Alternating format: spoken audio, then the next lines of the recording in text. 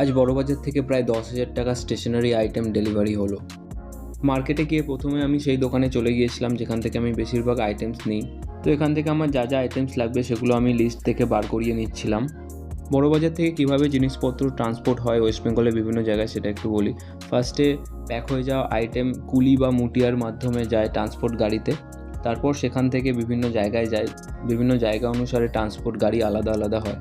আর যা যা আইটেম নিয়েছি সেই সমস্ত জিনিস এই পেটিটার মধ্যে প্যাক হয়ে গেছে। এবার এটা মুটিয়া নিয়ে যাবে আমার ট্রান্সপোর্ট গাড়িতে, সেখান থেকে আমাদের দোকানে চলে যাবে। এই আইটেমগুলো প্যাক হওয়া থেকে শুরু করে দোকানে ট্রান্সপোর্ট হওয়া অবধি আমার প্রায় 300 টাকার মতো খরচা হয়। ট্রান্সপোর্ট করে আসার পরের দিন দুপুরবেলা এটা ডেলিভারি হয়, কিন্তু তখন অনেক বেলা হয়ে গিয়েছিলো, তাই জন্য তখন আমি আর এটাকে খুলে দেখিনি। সন্ধেবেলায় এসে আমি এই পেটিটাকে খুলি আর জিনিসপত্রগুলো বার করতে শুরু করি।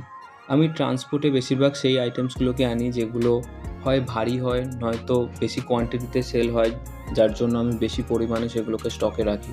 আজ সন্ধেবেলা এই সমস্ত জিনিস সাজাতে বেশ টাইম লেগে যায়, কারণ অনেক ধরনের আইটেমস ছিল, সেগুলো নিজেদের দাম ফেলা, নিজেদের জায়গায় রাখা। আবার নতুন স্টক পুরনো স্টকের ওপরে রাখলে হবে না, পুরনো স্টক থেকে থাকলে সেগুলোকে তুলে নিয়ে নতুন স্টকের ওপর পুরনো স্টক রাখতে হয়। তো আজকের সন্ধেবেলাটা আমার এভাবেই কেটে যায়। ভিডিওটা যদি ভালো লাগে একটা লাইক করো, আর এরকমই ভিডিও দেখতে চাইলে চ্যানেলটাকে সাবস্ক্রাইব করো। দেখা হচ্ছে পরের ভিডিওতে। টাটা।